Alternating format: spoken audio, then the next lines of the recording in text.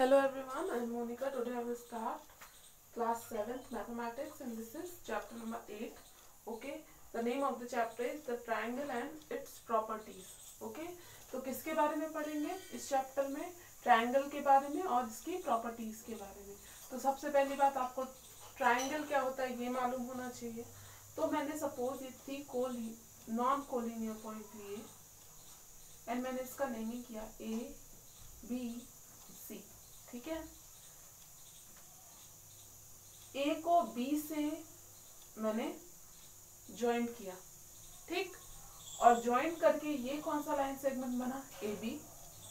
B को C से joint किया, ठीक है, ये लाइन सेगमेंट कौन सा बना BC एंड देन A को C से ज्वाइंट किया और ये लाइन सेगमेंट कौन सा बना AC। ठीक है, तो ये क्या बन गया आपका ट्रायंगल बन गया।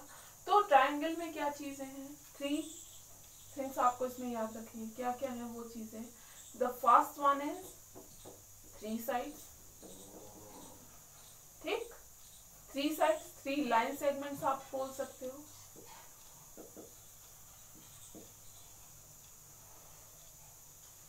ठीक, the second one is 3 angles. ठीक, the first one is 3 line segments, the second one is 3 angles। ठीक, ये 2 चीजें आपको याद रखनी है ऑलवेज। ओके, और the third one is 3 vertices। ठीक, समझ में आ गया? 3 vertices A, B and C, 3 line segment AB, BC and AC and 3 angles, angle A, angle B and angle C। ठीक, ये हो गया। Then classification of triangles. देखो ट्रायंगल्स जो है उसका क्लासिफिकेशन 2 टाइप से हो सकता है। The first one is according to sides, okay, and the second one is according to angles. The first one is according to sides, ये आप पढ़ चुके हो क्लास 6 में। एन आइसोस्केल triangle which has 2 sides equal in length। अब suppose जिसकी वो एंगल जिसकी 2 साइड्स इक्वल हो वो क्या होगा, वो आइसोस्केल ट्रायंगल होगा। ठीक है, सपोज मैंने ये ट्रायंगल ड्रॉ किया, सेम एज इट इज आपको लेना है। ठीक, एग्जांपल यहाँ पे करके और ये आपको ड्रॉ करना है। सपोज मैंने ये 2 साइड्स आपका इक्वल किया, ठीक, A, B, C, ये भी 5 सेंटीमीटर का है, ये भी 5 सेंटीमीटर का है एंड देन ये है 4 सेंटीमीटर का। तो ये कौन सा एंगल है, ये आइसोस्केल ट्रायंगल है। इक्विलेटरल ट्रायंगल क्या हुआ? इक्विलेटरल ट्रायंगल मतलब कि जिसकी 3 साइड्स आपको हैं गिवन ट्रायंगल में जो होती हैं वो 3 साइड्स इक्वल हो जाए। ठीक है, ये कौन सा ट्रायंगल हुआ, इक्विलेटरल ट्रायंगल। स्केल ट्रायंगल क्या होता है, जिसकी जो 3 साइड्स आपको गिवन है वो कोई भी इक्वल ना हो। सपोज ये 5 है तो ये मैंने ड्रॉ किया तो ये 4 सेंटीमीटर, ये 3 सेंटीमीटर। ठीक है, तो ये कौन सा स्केल, ये कौन सा टाइप हुआ, ये थर्ड टाइप हुआ। ठीक है, ये किसके बेसिस पे है, according to sides. And the second one is according to angles and acute angle. A triangle whose all angles are acute which means that less than 90। ठीक, अब देखो less than 90 आप समझते हो, ठीक, ये आपका 90 है। ठीक, अब इसके अंदर जितने एंगल आएंगे, ठीक, ये कौन से एंगल्स हैं, ये एक्यूट एंगल है। ठीक है, अगर इसके बाहर चला गया तो ये कौन सा एंगल हो जाएगा, ये ऑब्ट्यूज एंगल हो जाएगा, ये आपको मालूम है। ठीक, आप देखो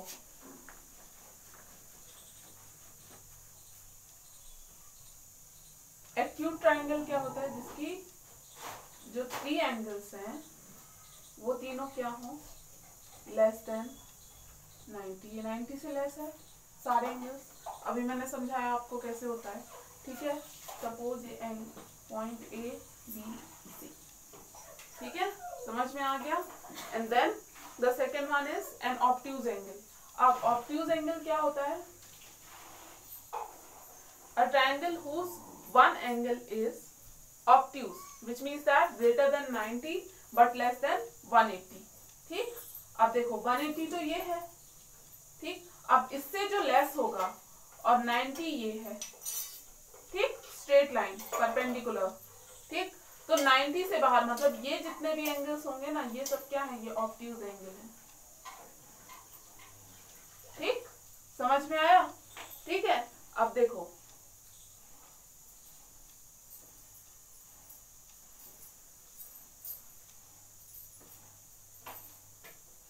ये बन गया क्या, ऑब्ट्यूज ट्रायंगल, जिसका एक जो एंगल है, 3 एंगल्स होते हैं ट्रायंगल में, जिसका एक एंगल जो है वो ग्रेटर देन 90 हो लेकिन लेस देन क्या हो, 180 हो। समझ में आया? ठीक है, ये क्या है, ABC। और ये बात आप याद रखना हमेशा कि एक से ज्यादा 180 से ज्यादा 90 से ज्यादा नहीं हो सकते। क्यों नहीं हो सकते वो मैं आगे बताऊंगी। ठीक है, एक ही एंगल होगा जो 90 से ग्रेटर होगा और 180 से लेस होगा। ठीक, समझ में आ गया? And the third one is right angle triangle. ये तो बहुत इजी है। राइट एंगल जब लिखा हुआ है तो मतलब इसमें 90 डिग्री फॉर्म हो रहा होगा ना, ये। ठीक है, समझ में आया? ये किसके अकॉर्डिंग है, ये अकॉर्डिंग टू एंगल्स है। And then median of a triangle. A median of a triangle is a line segment joining a vertex to the midpoint of the side opposite to that vertex. मतलब क्या है इसका कि जैसे ये आपका triangle है, ठीक है, ABC, ठीक, और मैंने BC का मिड पॉइंट लिया D। ठीक, BC का मिड पॉइंट क्या है, D है। ठीक, तो अगर मैं ज्वाइन कर दूं A को D से, ठीक है, तो ये क्या हो गया, ये हो गया मीडियन ऑफ अ ट्रायंगल। ठीक है, same as it is AC का मिड पॉइंट E। ठीक, B को E से ज्वाइन कर दिया, AB का मिड पॉइंट F, C को F से ज्वाइन कर दिया।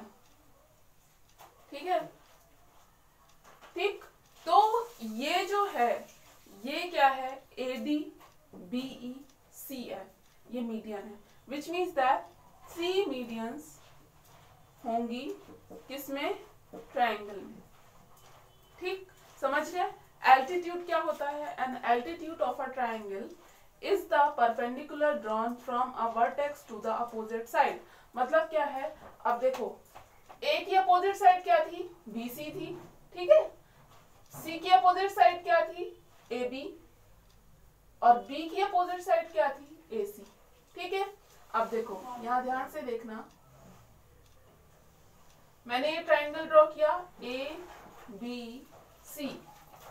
ठीक, अगर A की अपोजिट साइड क्या है, BC है, तो अगर मैंने यहाँ पे परपेंडिकुलर ड्रॉ किया, ठीक, परपेंडिकुलर मतलब यहाँ पे 90 डिग्री एंगल होगा। ठीक है, तो ये क्या है, ये है एल्टीट्यूड ऑफ अ ट्रायंगल, और इसी को क्या कहते हैं, हाइट ऑफ अ ट्रायंगल।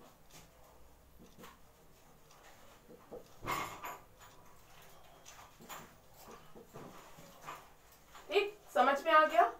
ठीक है, समझ में आया? ठीक, ऐसा अगर आपको नहीं लिखना है तो ऐसा मत लिखो, क्या लिखोगे आप, AD।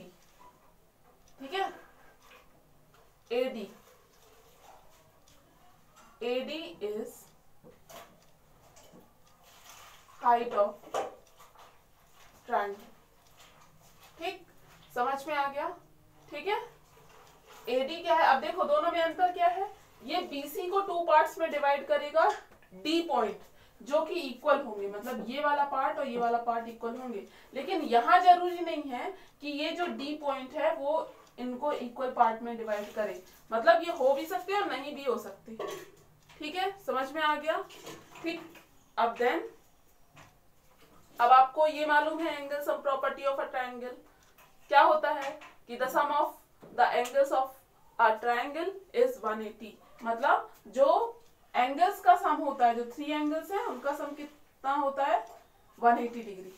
ठीक है, ये मैंने पहले बता दिया था। एंड देन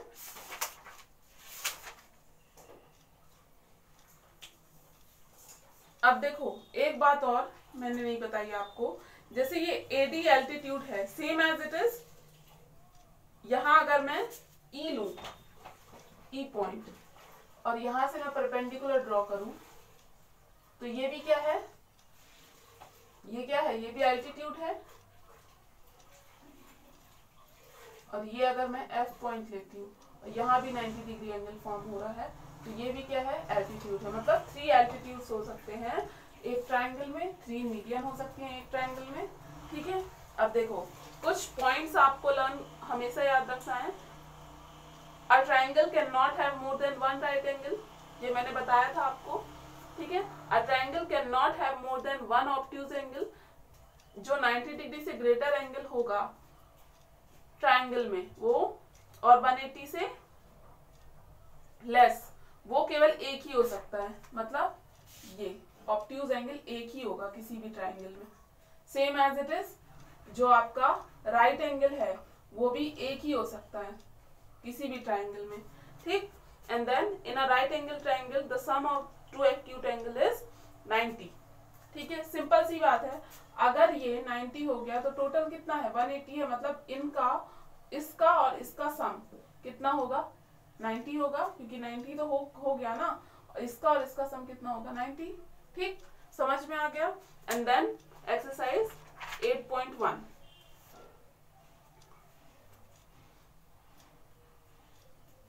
राइट ट्रू और फॉल्स। ट्रू और फॉल्स आप कर लोगे, ठीक है, मैंने पूरा आपको बता दिया, उसी के बेसिस पे आप ये कर लेना, लेकिन याद रखना समझ के करना उसको, क्योंकि वो क्वेश्चन भी फॉर्म हो सकता है उससे। ठीक है, ये याद रखना। And then question number 2, in the figure given below calculate the angles marked by the letters x, y, z and w, give reasons for your steps of calculations. This is question 2 first. Okay, अब देखो क्या करना है question 2 में, x, y and z, x, y, z and w की value को find करना है, जो भी आपका डायग्राम में गिवन है। यहाँ पे क्या है, यहाँ पे आपका x, y and z है, तो हमें इन तीनों की वैल्यू को फाइंड आउट करना होगा। ठीक है, अब देखो ये क्वेश्चन आप कर चुके हो, लास्ट एक्सरसाइज 7.2 में देखना। ठीक है, फिर भी मैं बता देती हूँ। देखो 50 + x + 55, ये क्या है, देखो ध्यान से देखो, ये स्ट्रेट लाइन। ठीक है, इन तीनों का सम कितना होगा 180, क्यों, स्ट्रेट एंगल है। ठीक, समझ गए। अब देन ऐड किया, 105 + x = 180, x = 180, 105 को लेफ्ट टू राइट शिफ्ट किया। ठीक है, तो कितना आ गया आंसर 75 डिग्री। ठीक है, ये x की वैल्यू आ गई। y = 50, क्यों होगा y = 50, ध्यान से देखो, ये है एंड देन ये है आपका। ठीक है, और ये क्या है, ये ट्रांसवर्सल है। ठीक, अगर मैं इसको ऐसे बढ़ा दूं तो, ठीक है, समझ में आया। और ये क्या है, ये 2 पैरेलल लाइंस है, मतलब क्या है, इंटरनल अपोजिट एंगल। ध्यान से देखो 50 एंड देन ये y।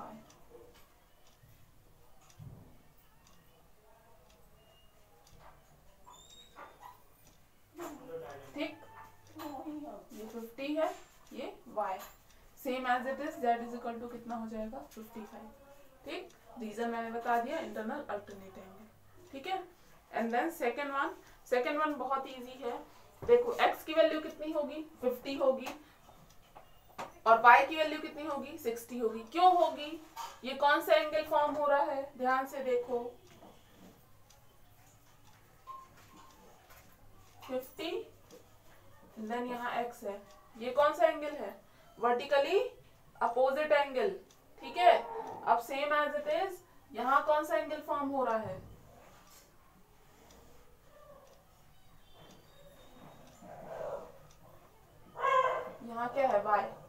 y की वैल्यू कितनी होगी 55 नहीं, यहाँ 60 है, ठीक है। तो y की वैल्यू कितनी होगी 60, same reason, vertically opposite angle. And then z की वैल्यू कैसे निकालोगे आप, देखो ये ट्राइंगल है और ट्राइंगल्स के तीनों एंगल का सम कितना होता है 180, तो x plus Y plus z is equal to 180, ठीक। तो x एंड y की वैल्यू कितनी है 50 plus 60 plus z is equal to 180। अब यहां से आप z की वैल्यू फाइंड आउट कर लोगे, ठीक है। ये second question. And then third one,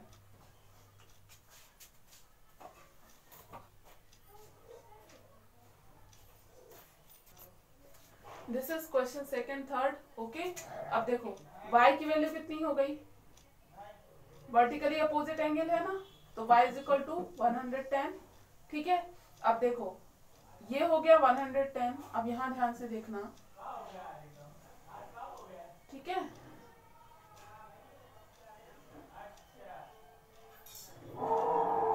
ये क्या है 110, ये है 40, x की वैल्यू आपको फाइंड आउट करनी है, ठीक है। तो क्या होगा 110 plus 40 plus x is equal to 180। Reason क्या है, the sum of the angles of a triangle is 180। यहाँ पे आप राइट करोगे, ठीक है। क्या राइट करना है, the sum of the angles of a triangle is 180, ठीक है। यहां से आप x की वैल्यू फाइंड आउट करोगे, कितनी आएगी,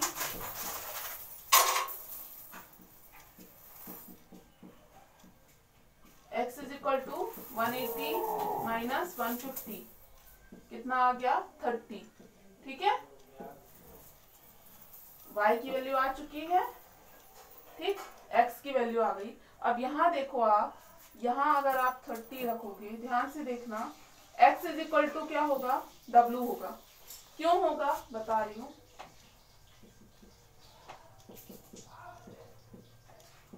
reason internal opposite angle, sorry internal alternate angle, not opposite, internal alternate angle,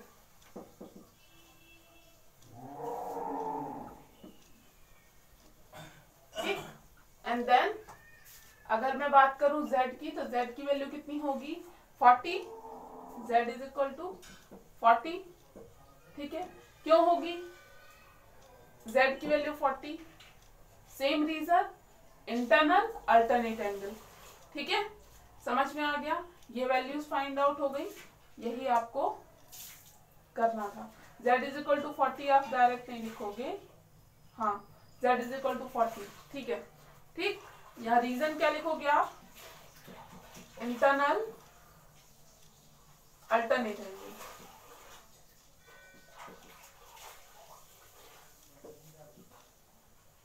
ठीक, समझ में आ गया, ठीक है। This is question second third. And then question number 4, question second fourth, this is question number second fourth, okay. ये आपका diagram given है, ठीक। और क्वेश्चन क्या है आपका, इसमें किसकी वैल्यू फाइंड आउट करनी है, एक्स एंड वाई की, ठीक है। क्वेश्चन सेकंड का फोर्थ है, एक्स एंड वाई की वैल्यू आपको फाइंड आउट करनी है। और आपका क्वेश्चन है एंगल ABC आपको दिया है 60 डिग्री। सबसे पहले तो ABC ढूंढो है कहाँ, डायग्राम में, ठीक है। मैंने हमेशा बोला आपको मिड पॉइंट देखना है, और ABC है, ठीक, मतलब ABC, B की बात हो रही है, लेकिन B में 3 एंगल्स ड्रॉ हो रहे हैं। कौन कौन सा, ये आप खुद ही समझ जाओगे जब मैं बताऊंगी। ABC यानी ये पूरे एंगल की बात हो रही है, ठीक, ठीक है। वो कितना है 60 डिग्री है, ये पूरा कितना है 60 है। ACB देखो, ACB यानी ये पूरा, ठीक, ये कितना है 54 है, ठीक है। BE and CD bisect angle of ABC and angle of ACB। Bisect का मतलब क्या होता है, बाइसेक्ट का मतलब होता है कि जो ये BC है और ये CD है, इसको सबसे पहली बात मीडियन मत समझना, ठीक है, या फिर एल्टीट्यूड मत समझना, ठीक है। ये क्या है, बाइसेक्टर्स हैं। बाइसेक्टर्स का मतलब ये होता है कि ये जो एंगल है ना इसको इक्वल पार्ट में डिवाइड करती है, ठीक है। ये जो बाइसेक्टर बीई है वो इक्वल पार्ट में डिवाइड करती है, मतलब ये पूरा अगर 60 है तो ये 30 होगा और ये भी 30 होगा, ठीक। और अगर ये पूरा कितना है 54 है तो ये 27 होगा और ये भी 27 होगा, ठीक है। ये आपको लिखना नहीं है, ठीक है, ये पूरा लिखा हुआ है, ठीक। अब यहाँ ध्यान से देखो, सबसे पहली बार सबसे इजी वाला काम कर लेते हैं। कौन सा काम? देखो एंगल बना हुआ है, यहाँ आपको y की वैल्यू फाइंड आउट करनी है। ये पूरा है 60 एंड देन ये पूरा है 54। y की वैल्यू फाइंड आउट कर लोगे कैसे? 60 plus 54 plus y is equal to 180।